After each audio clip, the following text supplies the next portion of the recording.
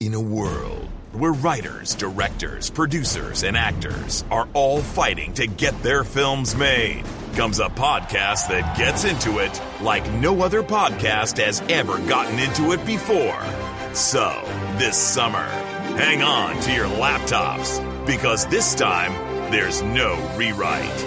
Starring Mark Ice Roberts, Rod Tuddy Rinks, and on the ones and twos, Justin Wings Nichols. Let's get into it. Rated R. Under 17. Not permitted without a parent. Wow, dude. So you are so proud of that, Robert. That was amazing. Welcome to... Who wrote that? Let's get into it. I wrote it. You wrote that? I wrote it in I don't even think there was a second pass. I think I just wrote it and sent it. It wrote itself, yeah. He's so good. You don't even understand. But we were just talking about, on one of the other shows, we were talking about how in a world, right? That's not really a thing anymore. I didn't realize that, right? That concerns me, Roberts, because that's the whole thing with Let's Get Into It. Old school versus new school, that's right? Exactly. You know, like I pitch you things and you don't get it because you're still like, it's all about like, who did Psycho? What's the guy? Alfred Hitchcock. You're like, oh, follow that formula. No. It's changing here, buddy. I'm not a formula guy. I'm the opposite of a formula guy. Oh, I know. But I couldn't believe that you really thought that guy in a world was still doing stuff. Pete Stepanek, who did the voice for me, is doing the voiceover on the true crime documentary I'm doing. So Johnny Porcher? Yeah. Good. So he had to do some pickup lines for me. So what I did was I sent him 5 pickup lines, and then I attached the trailer. Yeah. And didn't say anything. And then it came back, and he had recorded it. Right there. And he had recorded it. Isn't it funny? I was thinking about what you said to Frankie Quinones the other day, or Rivera, right? Because I hadn't told either one of them they were going to be on the podcast. No. Yeah. Is that funny? That's like the Weintraub story. Did you ever hear that one where he told Brad Pitt that George Clooney signed on, and he did it, and then he went to George Clooney, and then Brad Pitt said, well, if George but that's different. Weintraub's like, hey, Clooney's doing it. You in? Like that, right? Yeah. Amazing. He has a great doc. Did you ever see his doc? I did. It's good. Did. Amazing. But he did stuff like what you did. He just like, hey, let's go to lunch. And by the way, you're going to do some VO work, and you're going to do a podcast. Frankie, he had done a thing for Mario where he performed at Cinco de Mario. And he said, hey, can you hang on to my watch? And I hung on to it for 1 year. And I kept thinking, I got to give this back to him. And then when I thought, I'm going to give it to him on Thursday and then have him on the podcast. The best was when we were in Lopez's office after the show testing some Casa Mexico. That was brutal. And would you tell him? Like I said, have Cholafit, had Creeper do a Casa Mexico thing. And I'll give you a case. And he was quiet. And then you just hear him say, well, that's going to cost you a lot more than that. He does get paid extremely well to do any kind of promotion. That character? Yeah, Creeper has 500,000 or so followers. Yeah. There we go, old school. Old school. What are those things called again? People pay attention to you. People. He has a lot of followers, and he does it for, I'm not going to out him on how much he makes, but he makes some good money, and he's still, he's willing to do something with Lopez. Lopez is kind of iconic. He's been around for so long that people see him and they're like, oh, you know. Well, it's been from the beginning of time, dude. I remember you guys did Out of Time. Yeah, Mario was a drug runner. Yeah, that's right. Drugs across the beginning of time. It was accidental, though. Wasn't he moving body parts or something? You didn't know. He was transporting a heart. Yeah, that's right. At the end of that movie, as a twist. You know what? $1 million more and that thing would have been good. We have a guest today, and I'm glad we're doing this with Joel today because we started the podcast with no guests. Right. And I'm a producer. You're a producer. Nichols is a producer. Producers don't always have all the answers. Joel C. High is going to prove that today. Yeah. Because making movies consists of scripts, people, music, editors. There's so many people involved with this. And every one of them are extremely valuable to your end product. I think this is probably one of the most valuable, if not the most valuable, is wow, you're going way out there right now? No, dude, music makes everything. Right, dude. that's true. You know what Spielberg said? Spielberg said it's 50% of your movie is music. Okay, I could see that. At least. I would say actually, even I don't know if more. Spielberg said that. I know. You just made that shit up, Robert. Come on, get that one, Ted. Yeah. I'm going to introduce Joel now. So, folks, we have Joel C. High in the studio today. We always clap, so let's give him a little Let's give him a clap. Oh, hey. Thanks, buddy. But here, let me just read what he does. Joel C. High is a music supervisor, a producer. He's worked on over 150 films. Wow. Television projects and video games. He's chief executive officer of Creative Control, which is awesome. At the end of every email, it says demand creative control. Isn't that funny? Nice. He started at Trimark. At Lionsgate, he started their publishing company. Yes. Which and is at Trimark as well. Which is super valuable. And it's hard to believe that a company that's traded on the stock market like Lionsgate would not have a publishing company where, I mean, if you look historically, you know, all these publishing rights and people making hundreds of millions, maybe billions of dollars, that a movie company like Lionsgate didn't have one until you showed up. They had publishing, but it wasn't organized in a way that was making them a lot of money. So right. So while you were there, though, you worked closely with a lot of films like Saw. I did. Wow. Pretty amazing. They're remaking that, by the way. And I saw that, yeah. Why would you remake Saw? I don't think you're ever going to do it as good. It's Chris Rock. Chris Rock is rebooting it. Oh, But that could how be can you funny. reboot? Wasn't it just done? Like, Let me name some other films that Joel's worked on. He's also done every Tyler Perry movie. I have. really? Yep. Nice. Does he have his own publishing Oh, company? yes, he does. So wait a minute. So when he works with Lionsgate, and Lionsgate has their publishing company, and he has his, how does that work? The way he did his deal with Lionsgate was pretty unique, and he does all of his deals like that where he owns it all. Yeah. So he owns the property. So Oh, okay. they're just for hire. sort of. So he makes his movies, and they combine their efforts to release them to together. make Tyler Perry rich. Yes. you know, Tyler Perry's a fan of mine. Is he? Oh, you know him too, right? Yeah. I did a weight loss thing back, and I lost 40 pounds in 8 weeks. How many times have you lost 40 pounds? 40 pounds? Oh, damn, a lot. I'm trying to do it now. It's not that easy. But no, I met him through Lopez and went to his crib out in Atlanta, went to his studios, which is amazing. It was like the Delta, wasn't it Delta's Okay, hub well, or he's something? sold that one, and he's built a new one. It's on a 400-acre army base that he bought. Jesus, in Georgia. Yes, in Atlanta. Wow. Yeah. I just want to mention these last few things. You've been nominated and have won Music Supervisor of the Year. Yes. How many times? Twice I've won. Twice. That's like winning the Academy Award. Yeah, I won it they have it in different categories, though. So I won in documentary one year. Hopefully I'll be winning that again, right? Right? For Carlos Almaraz. And also for a low budget, for a film I actually was a co-producer on called Of Mind and Music. Congratulations. It's huge. Yeah, that's great. The documentary was G-Funk, by the way. It was the Warren G story. So West Coast hip-hop. Oh, really? Where can you see that? That was brutal. It's everywhere. Just on demand. Netflix and on demand everywhere. Cool. Yeah. And it's hard to believe that I didn't know that there was a Music Supervisor Awards. Is there a union? There is a guild. Oh, there's a guild. And I'm on Okay. the board. I'm one of the founders for the Guild of Music Supervisors, and this is going to be our 10th year coming up. Dude, we are going to get into Yeah. Joel High's life right now. It's going to be an education, bro. It's rich. I don't It's know a if rich you have. life. Yeah, we don't have all the time, but we're going to get into it. We're We got time. going to get into it. So you've won that, and you also are a producer. You're producing Yep. product as well. I do. Now, people who listen to this podcast are going to really get something out of this today, because I originally talked about this when I had no guests. And when Tootie and I were talking about it, we were sort of generalizing about, music for your movie, and you got to be careful, and you got to use whatever music you want, but then you got to make sure you replace it. Now, I have made a bunch of movies. You've music supervised most of them. The good ones. The good, the good ones. But I've made the mistake of blowing it on my music with my directors every time. Yeah. Not only in fact, recently, the current movie that we're working on, I blew it completely again. It's okay. What- We're fixing it. We're fixing it, right? But is it annoying? No, it's typical. Everybody loves music, and it plays such a strong role in storytelling and has since sound. So it's something that, people come in into it and say, oh my God, I love watching this movie, and this song played such a great role in it. So in the scripting stage, they'll start putting songs into it. You'll see the songs like listed in a lot of screenplays. When the director's shooting, he'll be having songs on set and playing them for the actors. It's a great motivator. It keeps, people engaged. It's very emotional. It helps them tell the story. So, if I come into a movie and there's, not music already being temped in there and stuff, I'm usually very surprised. Has there ever been a movie where they made it and they used the song in the film, and it's a part of the film, and no one told you, and now the song's ungettable? Not in my movies. No, it's never happened in your No. movies. Okay. I- Well, but that's happened, right? Oh, yeah. Yeah. There's a very famous example in a movie where it's a big movie where they have a long sequence where the people are running from somebody and they keep trying to disguise themselves. One puts on like an Indian disguise, one puts on a cowboy, one puts on a construction worker. They end up at a bar and they do YMCA, you know? Yeah. And it's like this whole setup, long setup, and it's Wayne's World too. Yeah.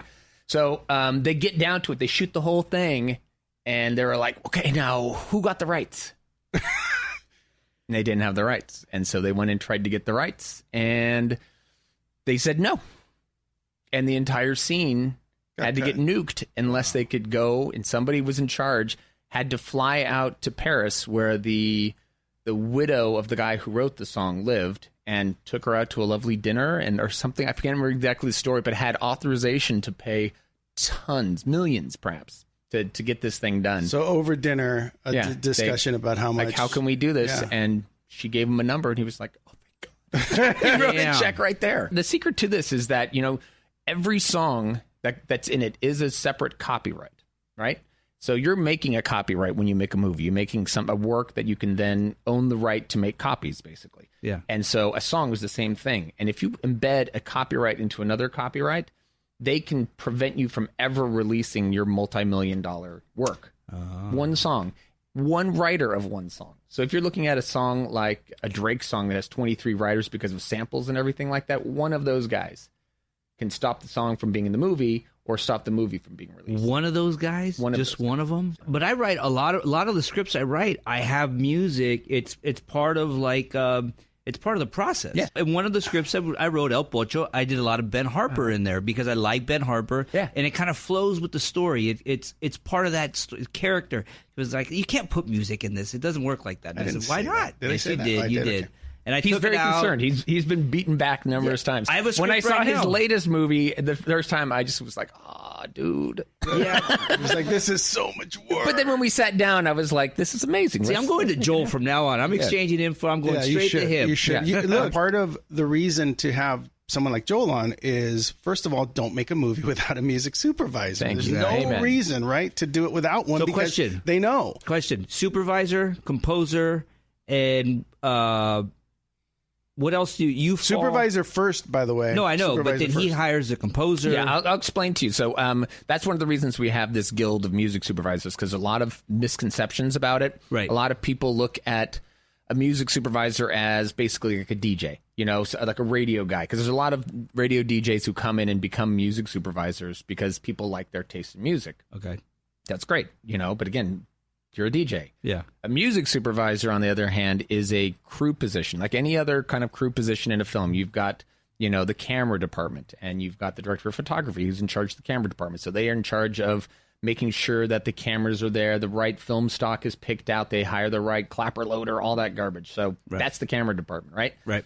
Music department is the music supervisor who comes through and will start at the script stage, hopefully, be able to pick out any place that there's music mentioned or inferred, you know, start giving a budget, basically, if they have songs that are specifically mentioned, go through it with them, say, this is what a budget I'm projecting. Plus, you've also got, like, this is a band playing on camera. You're going to need a playback person, so we'll have to hire somebody who will play back the music. You've got dancing, so we need a choreographer, you know, all this kind of stuff. Be able to give, you know, ideas on the music department, every aspect of music. So they'll break down the script, budget the music for that, give advice on how to execute it during production, help them book bands, help them book studios for pre-records, supervise the playback, and then in post-production, you know, we'll be hiring a composer and the music editor, booking a studio for doing the underscore, helping choose songs, get the rights for all the songs. Dude, and you thought just rolling a camera. Getting into marketing and soundtracks. That's all amazing. That kind of But what I like about Joel and what people should know, Joel comes in and almost every word out of your mouth before you even get to the songs, nope, can't do that. Nope, can't have that.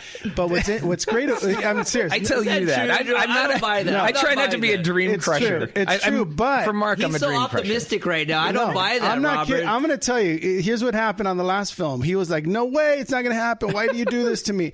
And then he goes, "How much do you have for the soundtrack?" And I said, I gave him a number, and he went away, and he came back, and he was like, "Okay, I got 90%." of what you asked for under the budget that you gave me. So you got to let these guys do their thing because the answer was Joel speaks to Warner Brothers, speaks to Universal, speaks to all these guys on a daily basis. So you want someone who knows them talking to them. Yeah. So when he came back and said, we got all the Los Lobos, we got all the Latin Playboys, we got, all these are great bands, great music. And he came back, he was like, we figured it out. We made the deal, whatever. But he does that. He makes that happen. He's we the guy. Yeah. So, I mean, what I do with you is I adjust your expectations so that when I come in, I'm like, no one the whole time. I could fucking I got this, no problem. But I'm going to scare the shit out of Mark. Yeah. Nope. Not going to happen. Nope. Not that one either. No, but this one was a tough one. This one was, yes, it was very much, But it's beautiful. Yes. The music's beautiful. Well, the movie's beautiful. I go and I you. sit down with the person who controls the publishing for all these songs, and I say, dude, it's a beautiful movie. Los Lobos is buying in. They're totally 100% behind it. Yeah. And I know this is a stupid deal, and I don't want to ever convince anybody to do something they think is going to be bad, because I don't want any deal that I ever make somebody to feel like they got screwed. So I said, look, you got to do this for the good of this movie. It's a great fucking story. Can you do it? And they sat and they talked. They went and talked to the songwriters, and they were like, yeah. Let's do it. And I've been doing it for 20-something years. Right. So I have relationships where I can call these people and say, come on, remember that time I paid you hundreds of thousands of dollars for that one song? Yeah. Do me a solid. It's all about it. That's why, that's why the entertainment business is all about kind of relationships more than it is about a lot of other things. And what if you don't have a big movie? What if you don't have a lot of money? What if you are under massive constraints? Can you still get a music supervisor to work with? I mean, since I started this, there really was hardly any music supervisors. I started out in production and motivated into the music department at Trimark. And when I started doing it, I had to figure it out. There wasn't like schools for doing this stuff. There wasn't any kind of things. It was a lot of people like, I sat down and said, look, I have no idea what I'm doing. Can you do me a solid and help me? Because I'm going to give you some money if we can work on a deal here, but don't screw me over. And they were generous. They were totally generous. And I learned this. And as it started becoming more popular, people were like, oh shit, there's a job where I get to hang out with movie stars and rock stars? Let me do this. And so like schools like USC, Tulane, who has Belmont and Nashville, they started programs for training people to be music supervisors. You're basically a producer, right? Like I do everything except make the music. Yeah. So, I hire the musicians, basically. That's the idea. But you're a vital point of a production. Like you do. I like to think so. Yeah, it's important. When I first started working with Joel, we were making movies that we were going to use score for mainly, and then maybe some songs. It wasn't that important to us to have a certain star or a certain hit song or anything like that. So what we would do is we would say to the director and the editor, use any song you want, anyone ever written. It doesn't matter. Get the feel for the scenes, get the feel for what you're doing. The composer's going to change it all later but they'll know what you were trying to say. Yeah. And that really was effective for us for a while. Is that a good way to go? Because I have a $10,000 movie. We talk about this on the show a lot. I don't have a supervisor yet. Right. I don't have anything. I'm literally doing I wrote it. I'm co-directing. I'm leading it. I do have a good actor involved besides myself, I should say. Lilo Brancato playing the lead. He read the script. He loved it. I got some steam behind it. But I'm doing I'm going through the script and I'm doing props. I got a makeup artist, which is great because I'm a makeup artist too. So a couple of days I had to fill in because they weren't available. But there's so much to do. In addition to, I got to play. I'm acting in it. So a music supervisor, I'm gonna have to cross that bridge because what you just said is something that takes a tremendous load off my back. Well, I always. Of course, I'm on the Guild of Music Supervisors and stuff, so I'm a booster. But so I always recommend it. And the way it works is with any other positions, how did you get your hair people? How did you get these people? Everybody wants to work. Even if the money's not there, they want to get credits too. So we have a lot of the way that music supervisors work now is they have a lot of them go through a school where they learn the basics of copyright and how to do clearance and all this kind of things, the technical stuff. But it really doesn't teach them shit. It gives them the real basics, so at least their brain is pointed in the right direction. But the best part that they do is they put people through internships. Yeah. And so I've had a lot of interns come through my door that I've trained and are now huge executives at networks and at publishing companies and stuff. But they are always all looking to make their way up. It's very much like a trainee journeyman kind of a relationship, right? Yeah. You know, a big music supervisor is going to have like a couple of coordinators working for them, helping to do the clearances and research and that kind of stuff. Yeah. And those guys are looking to get their first music supervisor credits. So there's a lot of people. So can Tootie get himself a music supervisor for a $10,000 movie? Yeah. Yeah. I don't see why not. Yeah. I mean, look, and like there's that. lots of ways to make deals for these things. I do a lot of, smaller things just because I'm passionate and I run my own company. So, if it's something cool or if Mark Roberts is doing it. Just to recap, music supervision for your movie is possible. Yes. Very necessary, Yeah. really. If you want to be a music supervisor and love music and love movies, there's schools that you can go to. Absolutely. And train to be one. Is it normal, like a BA? Do you get a BA or Yeah, I mean, you can even get, I'm sure, Like a tech master's school. or something Yeah. like Oh, that. really? Well, it's usually like music business or music administration. Holy kind of mackerel. thing. And That's cool. And if you're a filmmaker, you need it, man. It'll help you a lot. It'll help because people get paid for the music that are in movies and television as long as those movies are played. It's not your responsibility to pay them, but you can't sell your movie without a music cue sheet. And the music cue sheet tells everyone what songs are in there, and that tells BMI and all these other guys how much to charge and where to get paid, and then they send you the money. So there's a big business of music and movies and television that has to be dealt with properly. Yeah. So you should do that. Music supervisor, check Oh, yeah, check and all that a lot out. of people that's, again, with the guild, we try and get rid of popular misconceptions about music supervisors. And a lot of times they think that they are basically song pickers, Right. And I generally don't pick any of the songs in these things. I recommend songs, Right. and then my director is the one who picks them, and I try and point them in the right direction that'll work for their budget. You and know, everything. libraries, But like I, if but I I was- also work with composers extensively. Yeah. So I'm working on a film right now that's set in 1850, and there's maybe an end title song in this, but I'm working my butt off on it because Right. it's trying to help the composer and talking to the director, who's a first-time director, and getting them to speak the same language, because that's a hard relationship. And I've done a lot with first-time directors where a director understands how cameras work. They understand what to do with an actor. They understand how visual effects work. But what the fuck is music doing in my movie? Why is it there? It makes no logical sense that somebody's walking down the street and there's music playing, and all of a sudden you feel strongly about it. You feel different about it. There's no way of logically explaining that other than it is absolutely one of the most effective tools to help people motivate. That's why they call it underscore. We don't know how to watch without. So, with the important thing I talk to with directors is that, their job isn't to be everybody thinks that they understand the music and they know what they feel like it works, but they shouldn't be the ones who have to tell a composer, I feel like there should be violins here, because you're hiring somebody who's trained their entire life to be able to transform emotions and into music and vice versa.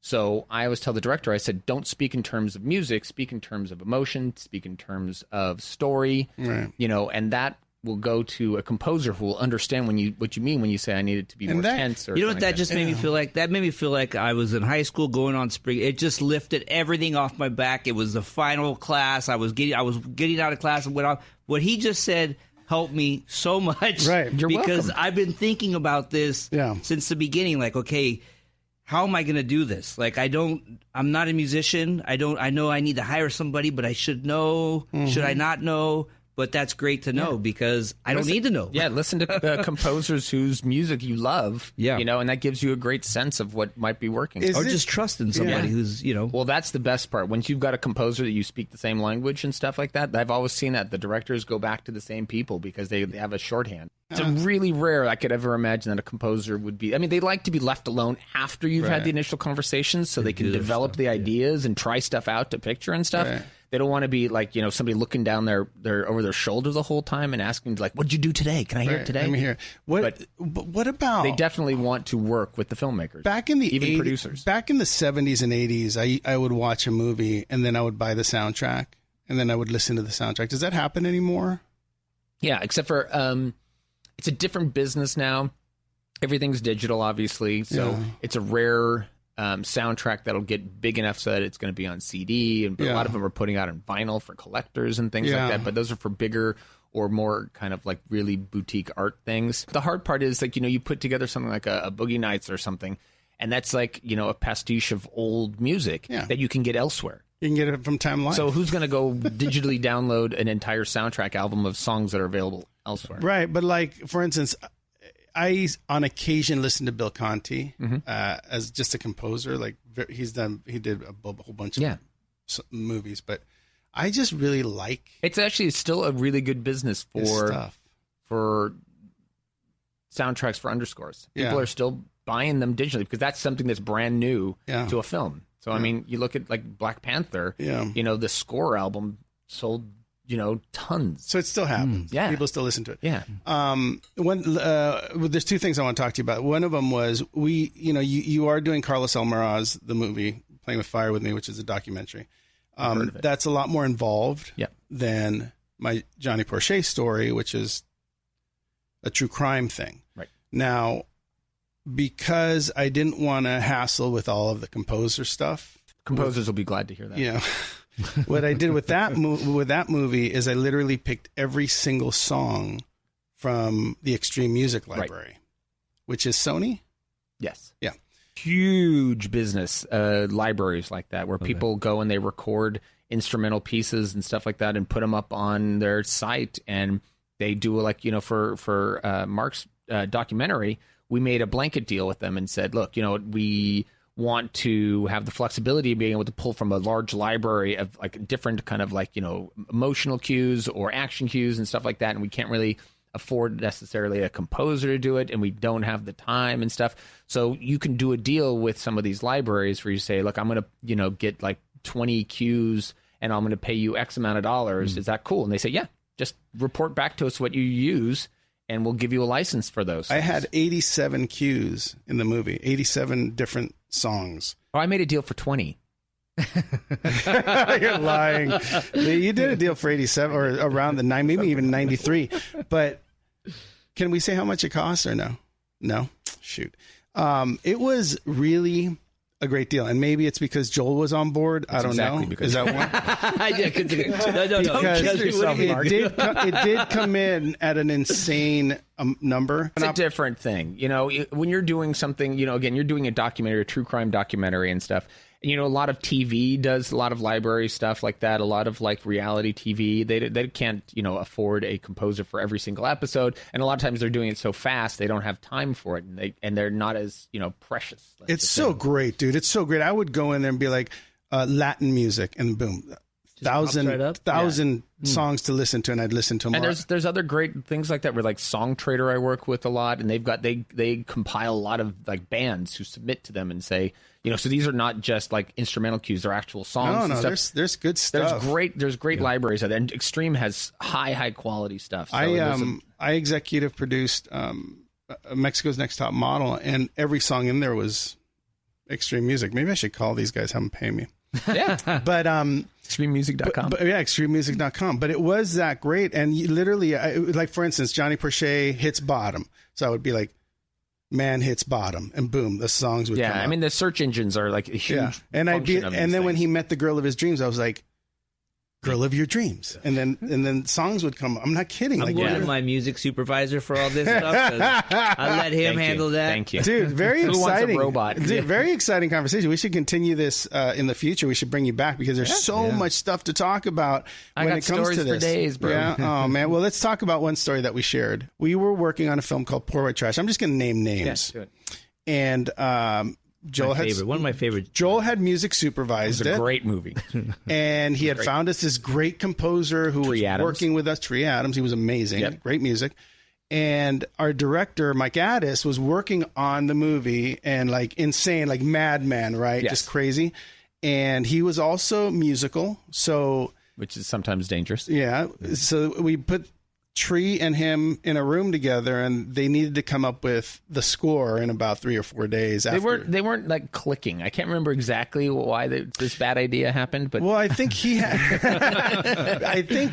I don't remember how. I think it was Tree kept sending him drafts of things, and he would be like, no, okay, it's not quite right. I need to this and this, and him being, he's like, can't we be playing bottles? Can't we be doing this and stuff like that? And I think then we were like, you know what? Rather than going back and forth and not getting it right, why don't we just sit down and crank through it and get you guys speaking the same language? So then Tree said, come back Monday morning. This was Thursday. Come back Monday morning and you can listen to it and it will be done and you can take it to print.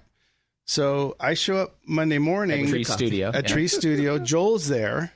Mike's there looking like, just insane. And sort of everything was sort of okay. Yeah, it was like grooving. Like we were there, but it wasn't quite right. Yeah. He was still like, I think it's not right. I need this. But it hadn't gone crazy yet. And I was like, okay, we're good. And Joel said, hey, can I split? And I said, sure. So Joel leaves. Right? See, that's what happened. Joel leaves, and all of a sudden, Mike sees this opening. And Mike says to me, look, I think it's completely wrong. It's in the wrong direction. I don't think I have this other idea. And I was like, great, what's the other idea? He goes, well, I'd like to change it all. I just need 24 more hours. And Tree looks at me and he says, I quit. So now I'm standing there, and Mike starts to say, well, I got a friend. I got this other, directors are creative. And I'm like, calm down. I put my coffee down. I'm like, look, relax. Like, we're not changing anything. This is the music. I don't care what it sounds like. It's going in the movie today. And Tree's like, I'm not giving it to you. Like, I'm not with this guy, right? So we're dancing around, and finally it got to such a level that I punched Mike, and Mike fell into the drum kit. And Tree's standing, he turns white, and Mike pops up like a punching bag. He pops up and he says, okay, I see what you're saying. He fixed him. He's like, it was like I rebooted him. You rebooted him. So he gets up, he's like, okay, we're not changing everything. I understand what you're saying. And then like, I didn't say it the word. Right. We just kind of went forward, and it was, and we did like we totally ignored that I had punched him. But then I started getting phone calls from crew members going like, oh my God, did you punch? I wanted to do that the whole movie. Right on, Mark. He's like the nicest guy. I've seen Robert's mad one time, and it was for about 15 seconds. I am a big fan of Mike Addis. He's turned out to be an amazing executive producer and director, and he's very talented. And him and you're going to have him in one day. Him and I are very good friends, and I am going to bring him in. And I just want you to know, Mike. I want to hear his side. All love. Oh, he won't Roberts remember. came in hammered, probably coffee with tequila. He doesn't know. He was stumbling. Did not know. But do you have any stories of crazy directors besides that one? No. Do you have any great stories? Any great stories about a song that you almost were not going to get, and then something happened? Oh, yeah. I worked on a movie called Rules of Attraction, and that one was an amazing soundtrack. Roger Avery was the director, and he, had a lot of the songs already written into the script and stuff. And we get that a lot. And so my job turns into, I do less on the creative and much more on the muscular kind of like trying to do clearances for a budget and working with the composers kind of a thing. Because we had Tom and Andy were the composers on it, and they did a fantastic, really innovative score. But it's, if you've ever seen the movie, it's definitely got some difficult moments in it. And one in particular was we had Harry Nilsson, the song Without You. Living is without you. Oh, yeah, of course. Yeah. I can't live. Yeah. Oh, wow. Yeah, sorry about that. And it plays over a scene where a naked woman gets into a bathtub and slits her wrists and slowly bleeds to death. And so Harry Nilsson did not write. Charming. He didn't write the song, but he was the artist on it. So we had to get the buy-in from his estate, and they were very, very protective of his stuff, especially for something where you say, naked girl kills herself in a bathtub. And they're like, what? No. And then the songwriters as well had died of suicide. So they said, no, this is not right. We don't want this song to be played over a suicide scene. Right. And we went round and round, and it was just no. No amount of money? No amount of money? No, it was not the money at all. Right. People are usually pretty cool like that, they're not, going to try and just rob you. And if it's a principled thing, hopefully money's not going to change it. Although I've seen it definitely change. Right. Yeah. So what happened? So the producer, as a matter of fact, we were going to go out to London to meet with the estate for the two songwriters out there, and we showed them the movie, and we showed them the thing, and they were like, "Okay." Oh, really? Wow. So it finally Getting happened. it. Yeah. Okay. So in the end, it's just hard work and meeting and you have to have like a genuine storyline that covers the song. Absolutely. I mean, properly, look, we're creative people. We're doing we're telling these stories, and it's not just exploitation for money. Right. A lot of times these stories are being told because there's real emotions behind it. It's like with Alvarez. I've gotten such goodwill and such low quotes. We had Tribe Called Red was like, no. They were like, are you kidding me for that low money? Kind of like an opinion. And then, Elsa did a videotaped little letter to them from Hawaii and sent it off. And they were like, yes. They were like, great? You know what? How about another song? Do you want more? And it's like that kind of a thing. So it's that kind of relationship where you're working with creative people. They get it. Right. You can't always count on it. But actually, my company's motto is actually, it's only a no until it's a yes. Right. That's I like that. Well, you work really hard to do what you do. Because my job is really to get the filmmaker's vision. It's not to impose my musical taste on them. So that's a lot of supervisors will get heat because, like, again, you go into a Tarantino movie and he's already written all of the songs in there and stuff. So it's like the supervisor on that, her job. People are like, oh, that they're not really doing anything.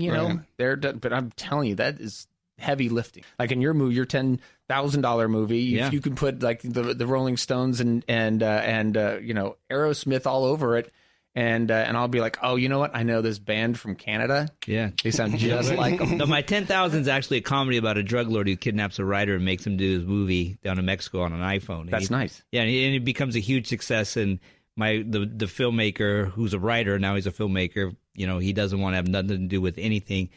And unbeknownst to him, he becomes hugely in demand for this awful project. But it's so innovative and so unique, and that everything the drug lord was telling him comes true. And the drug lord is charismatic. He's funny, but he's By the way, you're dangerous. getting pitched right now. I know. I hear you. I know this is good. I'm engaged. It's good, this right? is awesome. Yeah, you sold me. It's basically I'm projecting my future, hopefully. Things like that. Mine is a kidnapping to the drug lord. There is so many great bands out there that would be, just so happy to work on something cool like that too. Yeah. And so you've got like no money, but in my policy, I've worked with, I've done 2 films that I co-produced with Mario Van Peebles, and he's paid for these things out of his own pocket. Yeah. And to his credit, I've always said, look, I'll work on movies and get you these incredible deals that we can do, but you always got to pay the artist. You have to pay them something, just to signify that you respect their thing and that they have value. Yeah. So even if it's, it's like $10 or something, you give them $10 in their hand, pay them something, usually, I have a higher threshold for this thing just to say, look, this is commerce. I'm making a movie and I'm going to make money on it. So hopefully, and I'm going to give you something because I respect you and want you to be able to make some money too. Yeah, it's a principle of the thing. All the actors that are in my movie, I'm paying them. You know what I mean? It's because I'm using their time, and this for that reason. You value exactly. them. And the great thing is like Lilo playing the lead. I mean, that guy was in Crimson Tides. He lead in The Bronx Tale, Renaissance. He's been in great stuff, and I didn't think he would do it. Great actor, super talented. He read the script and he likes me, and so he said, "Bro, I've been waiting." He's investing in you. Yeah, totally. This show is all about getting it when you think you can't have it. Yeah, right. This is all about that. And by the way, totally disagree with Mario Van Peebles. Never, ever use your own money. See, but this podcast is against using your own money. Technically, what he told me, you know what I mean? Yeah. Like, technically, what he said was, "I'm using my children's college." Oh my God! No, even worse. Hey, I want to say one last thing about you. You, while you were at Lionsgate, worked on and/or produced and were a part of the first Academy Award nominated song for Lionsgate. Right. What was that song? That was Crash, and the song was... The movie was Crash. Shoot, I can't remember the name of the song, but it was Bird York, and it was amazing. Right. And we got beat out by 3-6 Mafia. What? Yeah, that was amazing. But that's pretty cool, right? Yeah. That must have been a really it was a fun huge year moment for Bird, especially. Did you go? No. Are you kidding me? You didn't get invited? No. Damn it.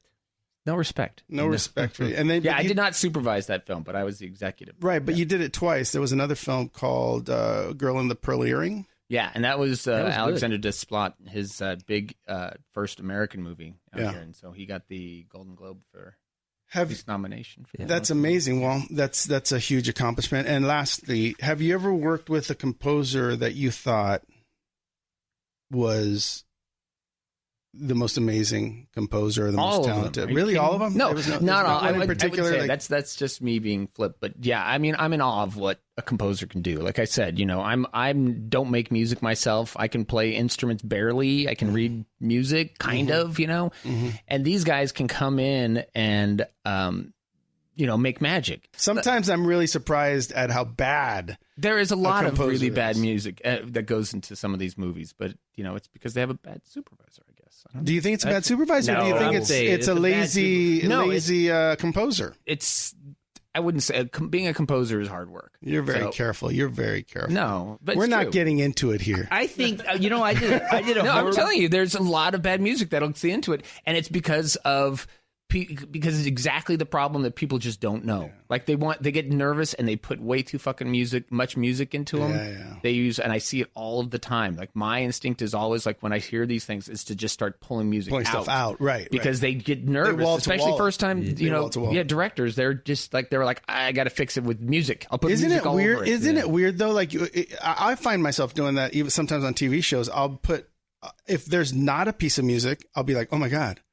It doesn't feel right because there's so much music in it. You want to add something. So last thing I want to say, which is important, is that we talked about lawyers being important to the production of a movie. Right. It's funny because I sometimes put Joel together with the lawyer working on our films, and that's not always the easiest way to get a license for a song. It's not. It's really important to let your music supervisor handle most of that stuff because he already knows the language and the relationships. Yeah, the relationships, and it's easier that way because the lawyer adds a lot more stuff. Yeah, is totally different from production law. In fact, I think they invented it to just fuck with people's brains because it makes no logical sense in a lot of ways. There's so many dumb, particulars that you have to know by doing it that I've worked with production attorneys who, have fucked them up completely. Right. And I've had to come and fix films like that. And a lot of times they were like, please, I don't want to have anything to do with the music. Right. I don't want anything to do with it. That's smart. No, music supervisors are like lawyers. They'll take care of their contracts. And what the other thing a great supervisor will do is save you a little bit of money on the front end of finishing your film. So, for example, you do your movie, you make a deal for festivals. That's a lower rate. But while he's doing that, he'll negotiate the sale price for when you sell it. So it's all sort of worked into one thing. A lot of times, really? A lot of times Wow. I don't recommend it all the time. Yeah, because you're basically spending the same money twice. Right. So if you know a song is going to stay in the movie, just pay for it. Yeah, pay for it. Or at least don't do the festival license because you're counting on that you're going to get this sale and stuff. So know that you have it in the budget. Yeah. Don't overspend on your music if you don't have to. Like, have it budgeted and then just license it. Use a different song if it's too expensive. Now, tell me if I have this right. And I say this to directors all the time. We're not going to sell the movie in a screening and then the person buying it is going to magically say, oh, yeah, I'll pay for all the music in the movie. Yeah. Does that ever happen? No. Okay, it does. It does because if they fall in love with it. Rarely. But you have to be upfront as like a filmmaker and an agent and say, look, this is, we don't own these. Part of your minimum guarantee is going to go towards music licenses. Right. So, and they say it up front because what'll happen, I've worked on like some great movies that had fantastic music on it, but because they didn't negotiate with the deals. I worked on the like when I was first at Trimark, it was one of my really big learning processes was we had a movie that was completely unreleasable because the supervisor had done just festival licenses for all this stuff. And so the producer, who was coming out of his own pocket again, had just paid the festival licenses and thought he was good. And then when we came back in and said, these are festival licenses, we can't release your movie at all. Give us all of our money back. And he was like, God. Right. So we had to go. That was one of my. It was a brutal thing, but it was a great movie. So I had to go in and re-clear all of the music for this thing, and it was like people singing on camera kind of stuff. So it's like you can't cut that stuff out. You know, you big did moments. it. But you yeah, did it. we had to go through. It was brutal, but we cleared it, and the poor producer had to pay for all of it. Yeah. Yeah, he cried, and his mom yelled at us. Dude, that's crazy. I mean, you can get into big trouble. What about this new movie? Have you heard about it? That where the Beatles don't exist? Yeah. Oh yeah. I saw you the told me thing. about yeah, it. yesterday. I saw the trailer. That's really funny. But that, That's going to be expensive. right? Yeah. Yeah. I mean, And but what an amazing idea, Yes. right? That he plays like Yeah, Beatles yesterday, and songs, people yeah. are like, "What's God, that?" you're brilliant. I never heard that. Yeah. It's for the Beatles, and he looks up Beatles on Google, Yeah, and it's it's just a a beetle. beetle, like a real beetle. With Ed Sheeran and the thing says, "Hey Jude." You should make it say, "Hey dude." He's like, what? He's like, Well, "No, hey Jude." We got into it. There's a lot. We talked about a did. lot of important stuff. If you're Good a stuff. filmmaker, look up music supervision because it's going to save you. It'll help you. It'll I'm make going to your be film contacting better. Joel Yeah. here. Dude, you're getting a lot out of this podcast. You I really know, are, right? I'm loving it. Yeah. The Guild of Music Supervisors is 10 years going into it, and it started with just like 12 of us in a room going, "Hey, we should," because there's We only should one have a union. supervisor, not a union yet, but it's again is like we should pool our resources and Yeah. get some shit done because we were not eligible for Grammys, we were not eligible for Emmys, and we're still not eligible for Academy Awards. But those first two changed because we said, look, we contribute tons to the storytelling. We are on the opening titles. Yeah, you are. We are in the billing blocks. We actually pay more to the music industry than most, labels do. You know, we spend tons and we make this thing go. And what we do is a craft. It's a real art. And we don't, make the music, but we are integral to the storytelling. Well, you heard it here on Let's That's Get right. Into It. Music supervision is a value. Check it out. Will you come back on sometime? Yeah, absolutely. All right. We'll come back on. We'll talk about more stuff. I'm going to send him my script. Send him you your want to read script. it? Yeah. Then you can come back and say, "I loved it. It was amazing. I made all the." I'll connect Or you can with somebody who just- might Let's be see great what to do. happens. That All would be right. awesome. Well, thanks for being here. We can get you. Yes. We can get you one Creed song. No, none. Exactly. All right. Well, thanks for being here. Thanks for being with us on Let's Get Into It. Right on.